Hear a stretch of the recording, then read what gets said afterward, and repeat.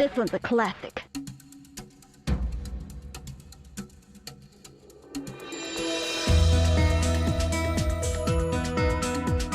I've talked about a number of classes in MapleStory on this channel up until now, and we've covered most of the original classes at this point, with plenty still remaining.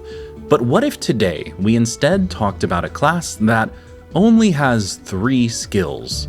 A class that, in every conceivable way, is still technically real, with their primary distinction being the fact that it branches off into literally every other class in the game, and also has a very weird meta that almost entirely revolves around gear and little else. Today we're talking about beginners, specifically perma-beginners, the term for players who choose to remain jobless indefinitely with the ultimate goal of reaching level 200 and having everyone who sees them go, "What is wrong with you?" So sit back, relax, and join me as we discuss a class that is technically real.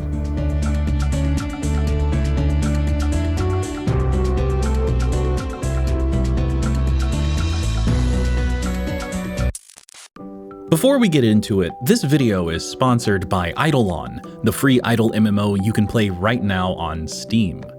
Pets have always been one of my favorite parts of any MMO, as you probably know by now. And the new Grand Tournament in Eidolon is a way to finally put my massive pet collection to use. Thousands of players competing against one another for the ultimate prize, glory in the form of a champion pet. The tournament will begin soon, so stick around and we'll talk about it more later in the video.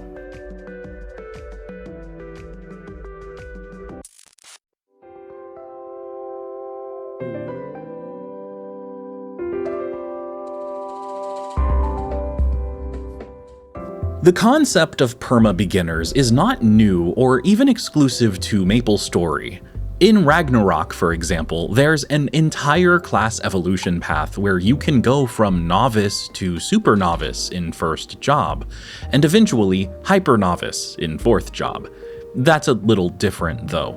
And then there are other games, such as in Flife, where it actually locks you out of gaining XP when you reach the level required to job advance.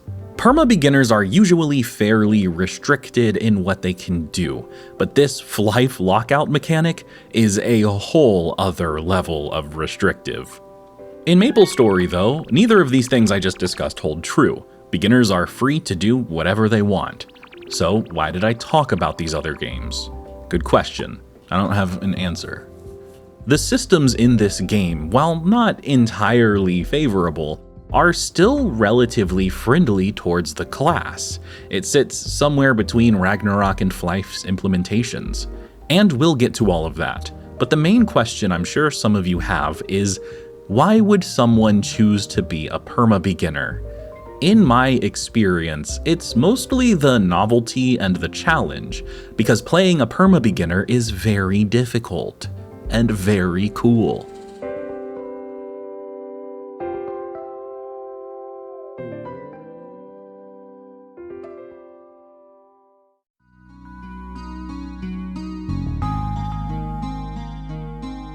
Fairly early on into the game's life, beginner skills were added. This was a relatively minor change for most players, and even for beginners in the grand scheme of things, but these were all they had. Prior to this, beginners received nothing, and they were happy.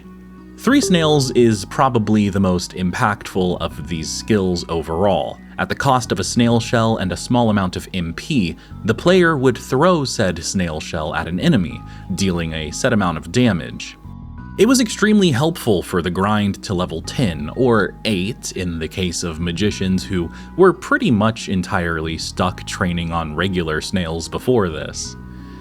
This snail shell cost was eventually removed though, which is for the best in my opinion. It wasn't all that practical to farm snail shells just to use this skill. I'm sure most of you remember the classic scenario where you could only use it like 4 times before running out of snail shells and then going right back to regular attacks in resignation. Next, there's Nimble Feet. This is possibly the most widely used of the three skills, since it held value as a mobility skill for classes who really struggled with that.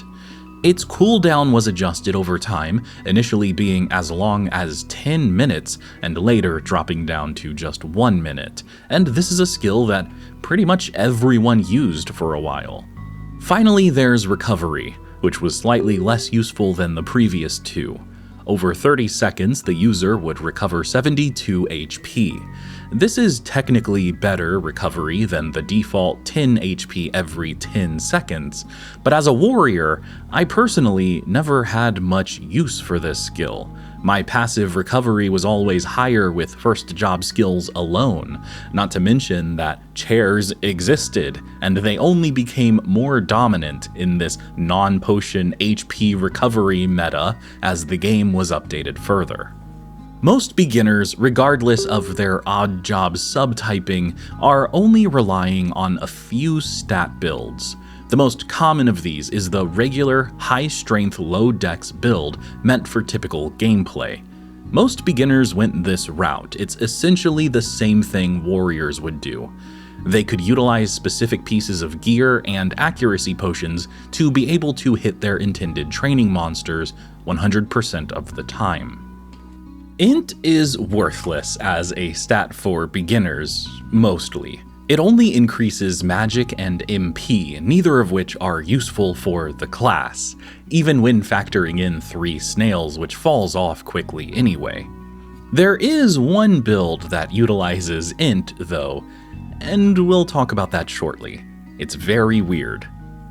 Luck is a little different. It doesn't increase damage, but it's not unheard of for someone to build a ton of luck, increasing their avoidability primarily. Why would they want to do this? Well, if they're leaving Maple Island, they probably don't. It's kind of a novelty build in that context. A hat on a hat. Pure luck on a perma-beginner. Very cool.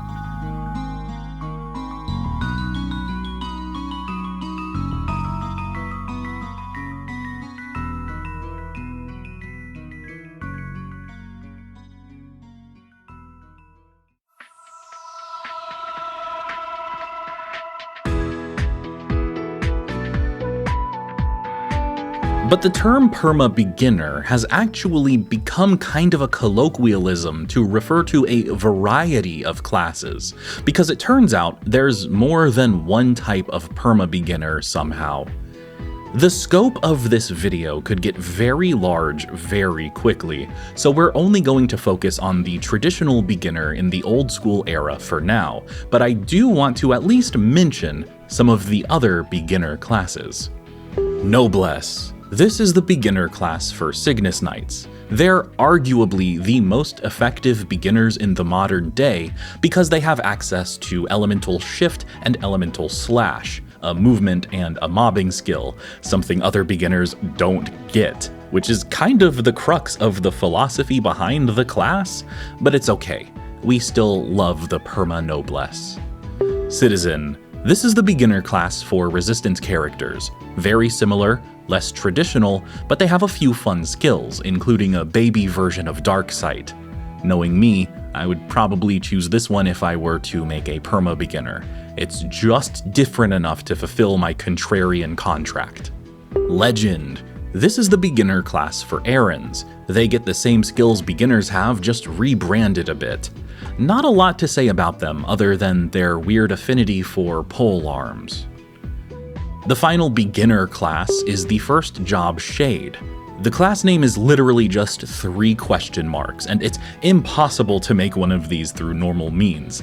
It involves glitches and exploits to be able to leave the Shade beginner area early, and they have no skills or anything special beyond this extra novelty value. I kind of always wanted to make one of these.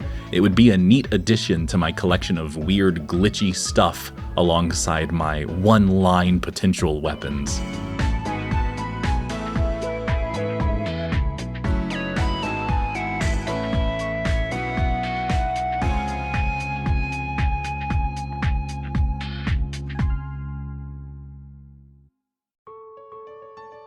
As we know, every new character in old school MapleStory starts out on Maple Island. That's pretty normal, but there's a subset of perma-beginners who choose to stay on the island indefinitely. Since it's impossible to return to Maple Island after leaving, this severely limits their training and gear choices even further than regular beginners, barring any events that added gear they could use as drops from the few enemies they had access to. Things like snowboards or Valentine's Day flowers. Islanders wouldn't even have access to most events to begin with, though. They were unable to access the free market, and it's because of all of these restrictions that the class became such a beloved odd job, arguably the most popular of them. Islanders are interesting to me because it's basically taking the challenge of a perma-beginner and amplifying it to nearly the furthest extent possible, to the point where reaching level 70 is an insane achievement.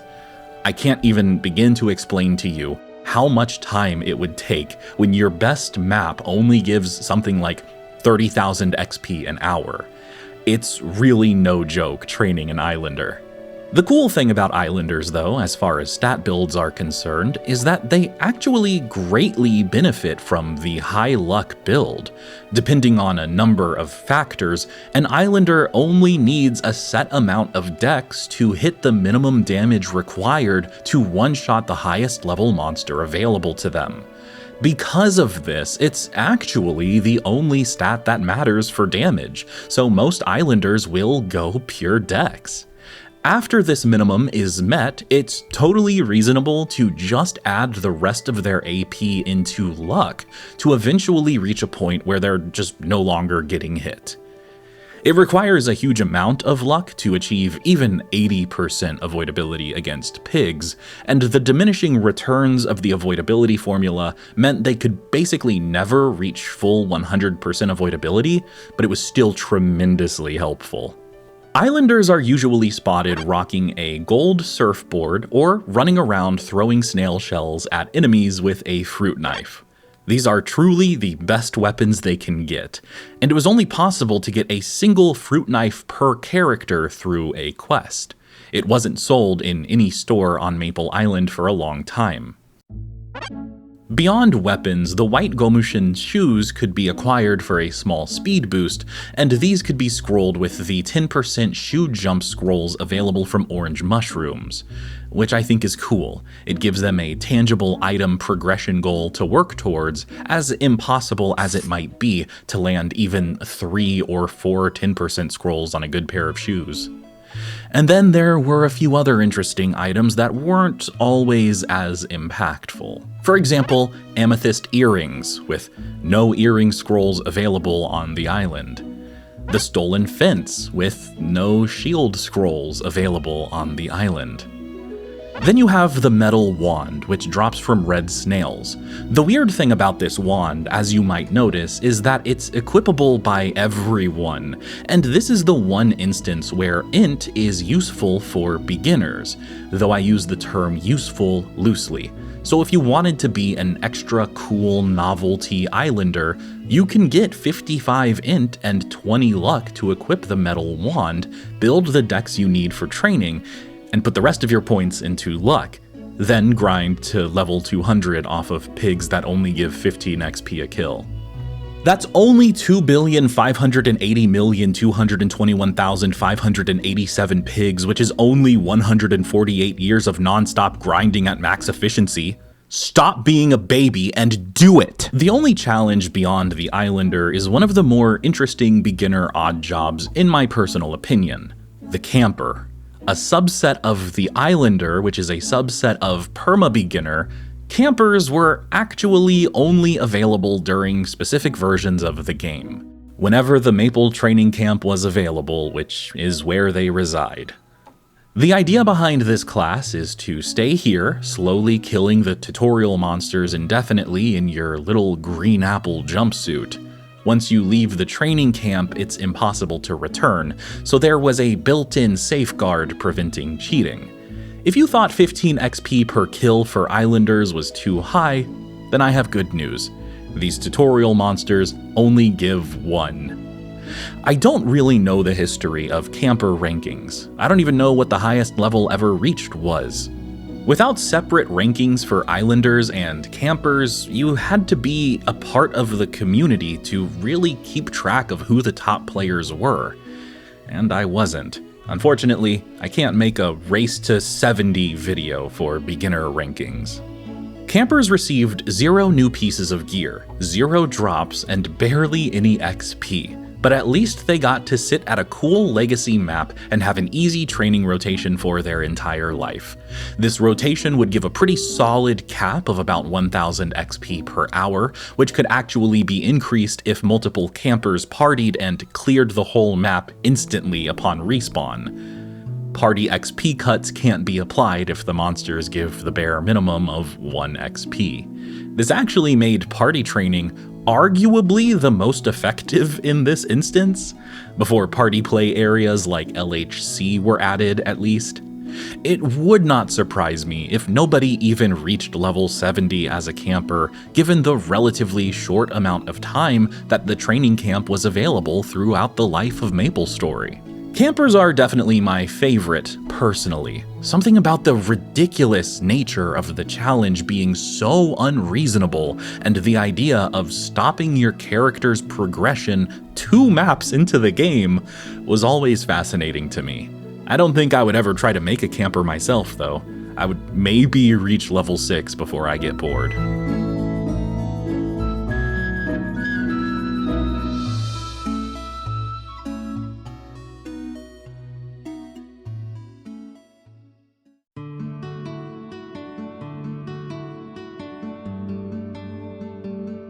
The Permabeginner ethos extends well beyond these 2 Maple Island subcategories, though. Finally reaching to the core of the class, let's talk about the greater Permabeginner meta a little bit. In the past, I've attempted to play a Permabeginner myself a couple different times, and I almost always fall off of it pretty quickly. I think the last time I tried, I maybe managed to reach level 30 and then I gave up.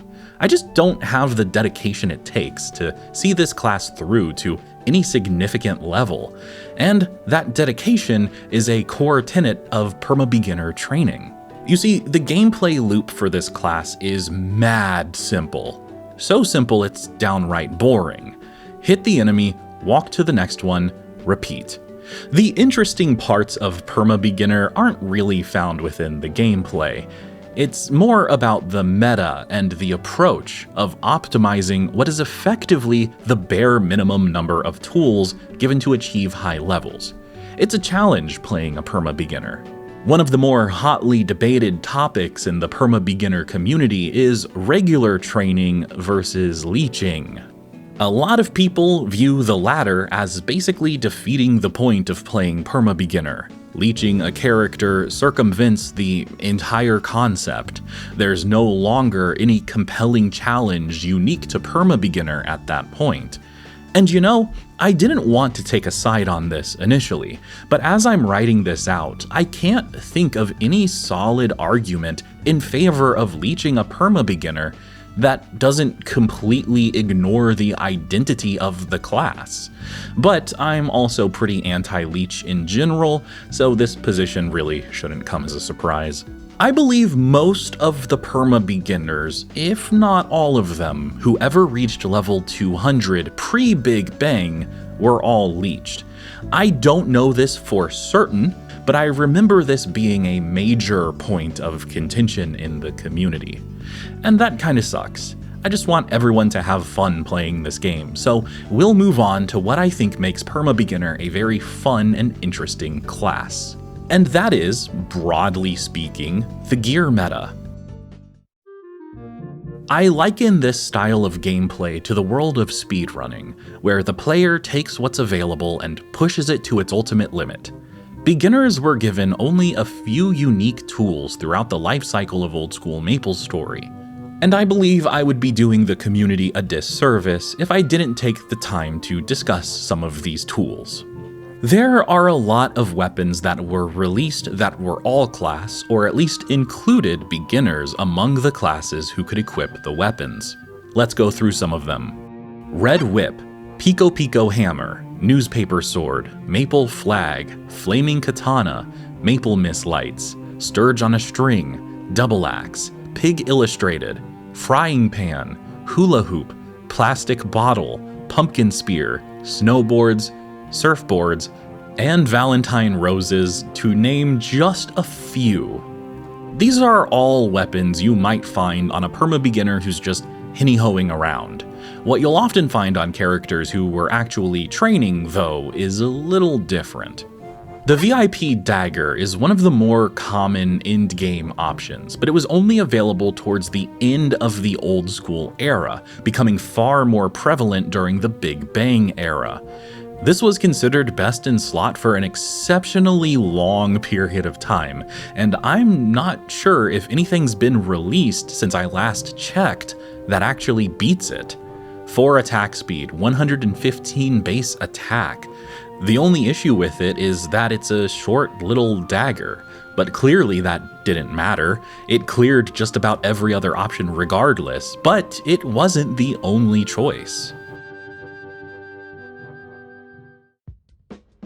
Sometimes, perma-beginners would be spotted rocking skis, the same skis that were considered an exceptionally good endgame option for Dark Knights. These are slower but have greater reach. I know that trade-off matters a lot in the Islander meta, which might be clouding my perception since I'm not entirely sure how relevant this is in the wider perma-beginner world. A lot of the time, though, perma-beginners wanted the most outlandish weapon choices they could possibly get their hands on. Let's be honest. And Nexon did them a few favors in this regard. The Crimson Arc Glaive is a good example of this. Again, it's slower than the VIP dagger, but had good physical reach and 102 base attack. Aside from how tedious it was to farm the materials, which I'm sure didn't serve as a barrier to entry for a perma-beginner who actually had the patience to reach level 100 in the first place, it was a totally viable option. 300 strength and 80 dex was absolutely in the cards. Without mastery giving them an extra 20 accuracy or even access to good gear, it was not uncommon for a perma-beginner to have much higher dex than an equal level warrior, for which this weapon was less practical. I think the most compelling weapons ever added to the game are the 3 weapons that are exclusive to beginners. As in, nobody else is allowed to equip them, and they all require the character to be past the first job advancement level. The combination of these 2 stats makes them exclusive to perma-beginners. The first of these is the Frozen Tuna. Requiring level 20, it gives a massive 85 weapon attack clean, and is one of 4 weapons in total that have 9 attack speed, the slowest possible value. I've never been so privileged as to wield one of these myself, but as a longtime Dragon Knight player, I know what slow attack speed feels like. I could only hope the massively high weapon attack made up for that. And it must have, because the Frozen Tuna is one of the most iconic weapons in all of MapleStory. It's not even the best of the 3 beginner weapons, but its bizarre design and weird place in the meta apparently made it stand out in the zeitgeist. Then there's the Sake Bottle, a similar story to the Frozen Tuna here, but it's actually a lot better. 6 attack speed makes it the highest attack speed weapon of the 3, and it gives 100 weapon attack clean. It only requires 10 more levels compared to the Frozen Tuna, and it's not even a level range that's particularly hard to get through. You could KPQ for a few days and get to this point. It's far from unreasonable. The last of these exclusive perma-beginner weapons is the Maroon Mop. I remember this weapon being quite legendary. It was very weird to see such high base attack values on a weapon that was only available to be equipped by level 36 beginners. Its exclusivity made it a very fascinating little polearm. This is again not a huge increase over the previous level requirement, so there existed a dearth of weapon options for perma-beginners from level 36 all the way to level 100, which is a massively significant range of levels. Imagine getting the slowest weapon available for your class, and then using that for 64 levels. It was like that, but even more severe for perma-beginners. The weapon attack of the maroon mop made it hard to want to switch to anything else. Even though there were other options, most of them were novelty choices when put up against the maroon mop. When you're only killing one monster at a time, hitting one line of damage, and attacking very slowly, getting that single number as high as possible was very important. It was tough to offset that advantage given the maroon mop's insanely high base attack. All three of these items were exclusively available from Gachapon. They didn't drop from monsters, and they're all just so fascinating. I imagine an alternate timeline where Nexon really leaned into the perma-beginner meta, giving them even more useful and unique gear, but it's probably for the best that they didn't overdo it. A large part of the mystique surrounding perma-beginners is their unwavering determination to level up when given almost nothing to work with. While everyone else is out here getting job advancements, throwing their steelies at zombies, perma-beginners were swinging purple mops at, like, truckers. I don't know where beginners trained. Armor choices for perma-beginners are seriously lacking, even more than weapon choices. They would be expanded over time though, and there are a few interesting options we can discuss. In the early days, most players would stick to the classic scrolled bathrobe/sauna robe meta, as this was pretty much their best option. All-class 10-slot overalls that could be scrolled for strength to get that beginner DPS up. Eventually, with the fourth set of ITCG cards, the weird Sturgeman pants and skirt were added, and the way you acquired these pieces of armor was bizarre. The base versions would be redeemed via card codes. At that point, you could turn in a set of materials to Sturgeman to randomly upgrade or downgrade whatever piece of armor you turn in.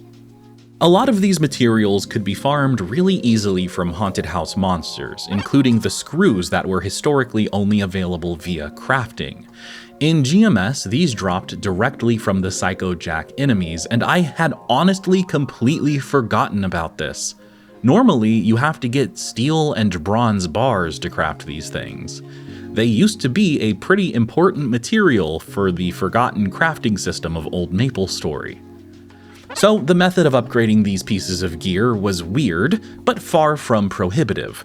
The reason they're so noteworthy, really, comes with the addition of potentials towards the end of the old school era. The level 70 and 90 variants, the power variants, could roll higher potential tiers and had access to decent skills when those were made available, giving perma-beginners even more gear to look forward to, which is very cool for a class who doesn't often get very much. Helmet options for perma-beginners ultimately came down to trying to get your hands on a Zachem helmet, which is easier said than done considering the lack of HP from never getting a job advancement.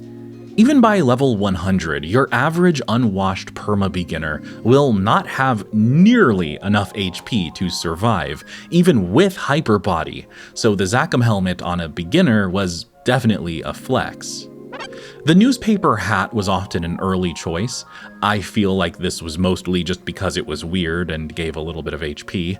It was an easy way to stand out when you're looking for a KPQ party outside the sewers. The Antelian Mitre was forged in NLC by John Barricade, and despite looking like a warrior helmet, it was all class.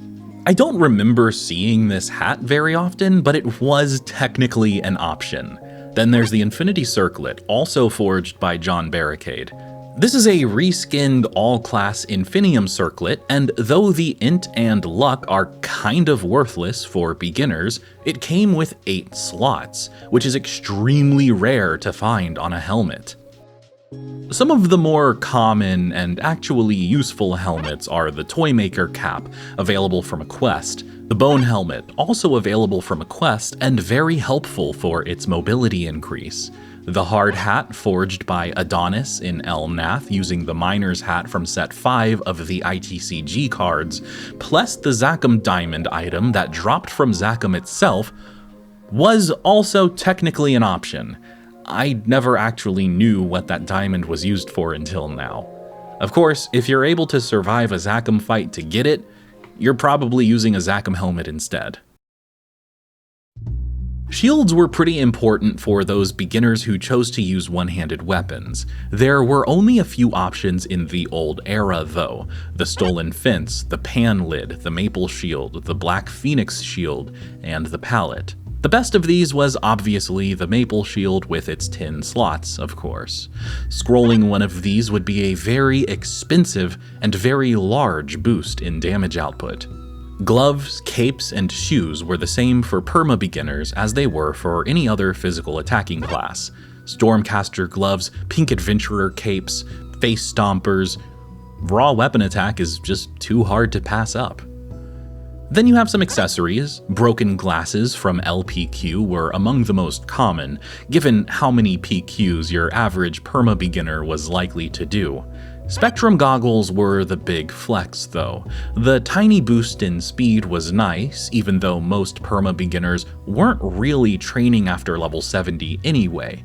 And for the extremely rich players who needed a little bit more accuracy, one of the 2 raccoon masks was another expensive choice. Not quite as cool as the Spectrum goggles though. Sad mask for accuracy or white mouse kit for mobility. There weren't a lot of face accessory options in old school MapleStory, so these are the 2 you'd see most often. Pendants were another straightforward piece of gear that actually had a number of good options and a real level of progression. Spiegelman's necklace from CPQ at level 30, Silver Deputy Star, probably purchased from another player at level 50. I don't really see a Permabeginner soloing Bigfoot. Eye of Horus earned through RJPQ. Mark of Narukane was likely the real endgame option, as a beginner could go along with a party and reasonably survive through the entire Crimsonwood Keep PQ, unlike Horntail, where I truly have no idea if a Permabeginner could ever legitimately survive the whole fight. You just need so much HP for that. Even normal classes at level 155 wouldn't have enough. I guess if you get some bishops in there with Resurrection though, it would be possible. Eventually, Scissors of Karma were added though, and these items became paywalled rather than earned through the challenge of getting a beginner through an entire boss fight. Can you tell the level of happiness I have with that addition to the game? Earring choices were generally kind of whatever. These are usually small improvements that a beginner likely wouldn't even feel, practically speaking. PQ rewards were once again a common choice as they were most reasonably available. I've seen a number of Permabeginners in my day rocking glittering Altair earrings. I'm sure there's more to the Permabeginner gear meta. It's a bizarre combination of squeezing everything out of the most simple gear while trying to avoid spending 600 trillion mesos on chaos-scrolled items. I would honestly love to know what gear the most funded legit Permabeginner actually had back in the day. Comment section? Any Permabeginner community members want to pitch in? The time has come. Eidolon's Grand Tournament is here. The rules are simple. Tournaments take place every day, with everyone in the game competing to see who has the best pet collection. The more pets you have, the better your chances at victory. There's some skill involved, there's some luck involved, and it's exciting to watch. Upsets happen all the time. You get 3 lives, lose 3 matches, and you're out of the tournament, single elimination style. The stakes are high and the rewards are entirely cosmetic. No pay-to-win pet bonuses for placing high. Watching the final matches play out in replays is surprisingly fun. I've never been so hyped to root for my spirit reindeer pet. I even managed to make it to the Silver Division, but just barely. And this is just one of the many things to explore in Eidolon, as I've learned throughout my time playing. As an idle MMO, it doesn't demand as much of my time as other MMOs, and that's extremely valuable to me these days. I can read through an entire video essay script and check in on my tournament matches whenever I get a chance. Eidolon is available on both iOS and Steam, so I can hop in-game on my phone to check up on things. And whenever I'm at my computer, I can launch the game through Steam, and my account is seamlessly saved to the cloud, which is very convenient. You can play Eidolon for free on Steam and check out the new Grand Tournament using the links posted in the description and the pinned comment. Thanks again to Eidolon for sponsoring this video. Returning to the old era though, beginners were essentially warriors with all the downsides and none of the benefits. Low HP, low mobility, low accuracy, and access to only the default attack. Not to mention their extremely small pool of actually useful gear, as we've discussed. A perma-beginner can HP wash effectively, although this was a stupidly expensive endeavor. This means they could technically tank higher hits from monsters, but the overwhelming majority of perma-beginners were still squishy. This, along with every other factor we've discussed, limited their training options significantly. Anything that hit hard was basically off limits. Most of the time, they would have to avoid monsters with magic attacks as well, due to their low mobility and limit of one monster hit per attack. Grinding on a perma-beginner is a series of restrictions that you might not have ever even considered if you're a traditional job enthusiast.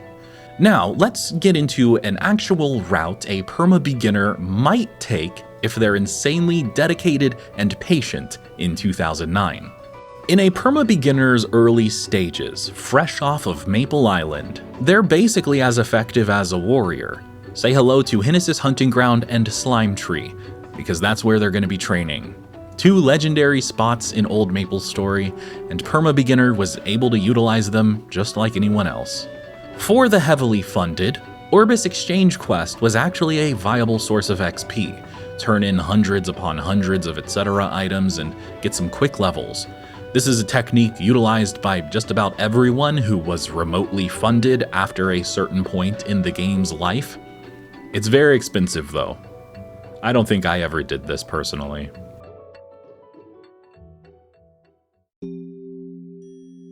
Level 20 to 30 is where it gets a lot tougher. Spawns can start to become overwhelming as damage begins to fall off unless the perma-beginner has access to the frozen tuna to one-shot the poor pigs they'll be training on.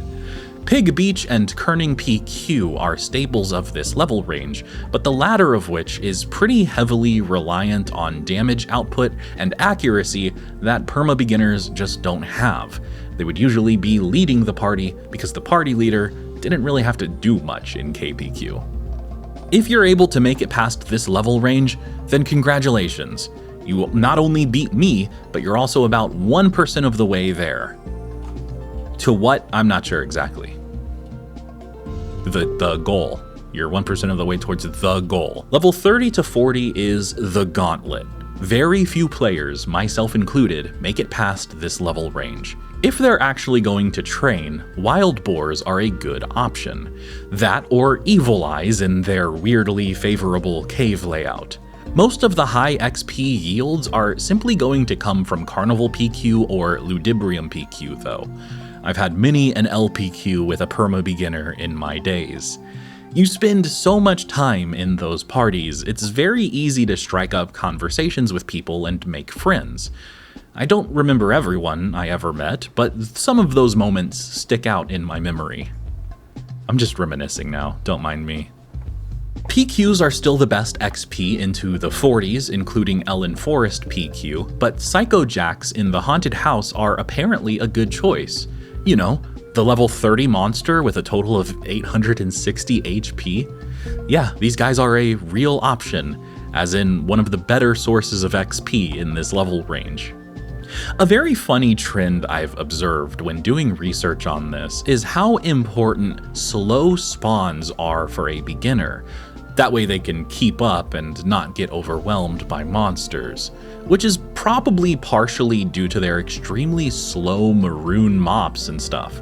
It's funny because this is the exact opposite of what just about every other class in the game wishes for. I'm realizing now that part of the appeal of Permabeginner is not just the challenge, it's also the completely different game experience. Everything's backwards in Permabeginner land.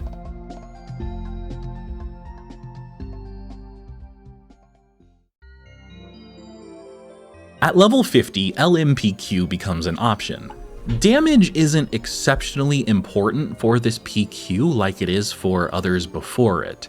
As long as there are at least 2 members who can handle the 2 different routes taken in a rush PQ, a minute-long run is not out of the cards. So a lot of beginners who had the patience to reach this point were now given a relatively easy path to level 70. If they were crazy enough to grind during this level range, it was back to the haunted house for the nightmare enemies, level 40 monsters with 2000 HP, and it was considered good XP as long as the beginner was 3-shotting them. That's the threshold, 3-shotting. You know how ranged attackers are usually trying to 2-shot things and anything beyond that is considered bad? Well, Permabeginners, you know. Something you might have picked up on that will only continue as we reach higher levels is that beginners do not often find themselves training at monsters anywhere close to their level. They just can't scale in damage output quickly enough. While an assassin would be moving to voodoos and wind raiders soon, beginners were training on monsters that assassins had long left behind. PQs were really the great equalizers for perma-beginners being able to keep up in any regard. And the PQ train didn't end there. As far as PQs are available, perma-beginners can utilize them for XP, if the party is cool with that, since they were usually not able to contribute any meaningful damage. It was still a body to use to complete puzzles, and that was great for something like a PQ, though that PQ isn't exactly known for its XP rewards. And that's pretty much where any practical training guide would end. There's not a ton of reason to go into detail with training beyond level 80 or so. This is the level range where monsters see a huge jump in their HP, as they were balanced to accommodate the jump in power from third job, which beginners don't receive. Anything after this point starts to become inconceivably difficult to kill, and that's before we start talking about monsters in like Leafry or Neo City. You know, the monsters that third job characters have trouble killing? It's impossible not to feel the burn after this. This is the point at which perma-beginners usually begin leeching basically all the way up to level 200. And again, I posit that this is practically no different than playing any other class, since most gameplay before level 75 involves PQing for other classes too. Everyone begins leeching after that. So Perma-Beginner goes even deeper than what we've explored here today, but this is one of the things I'm not all too familiar with in old MapleStory. A class whose meta revolves around obscure pieces of gear that were often hard to obtain, and the reward for getting your hands on these, maybe now you do 750 damage per hit instead of 700. And by the way, that's the last upgrade you'll ever get for that slot. This class is interesting to me for a number of reasons, not least of which is the fact that Nexon tried to give them some stuff to work with, and ultimately began erasing their existence over time in the post-Big Bang era with new content additions that were now locked behind job advancements. I think the thing that really holds them back in the old era is just the fact that they fall off so relatively early into the game's progression. They don't even get anywhere near 4th job level before they become unreasonably tough to train, let alone ever reaching level 200 without leeching. For all of their shortcomings though, perma-beginners have always been a very dedicated community of players. A niche subgenre within a game that's already extremely niche. Islanders, campers, and all of the odd job paths that they could take makes them interesting to talk about. And none of these are even possible anymore in the modern day.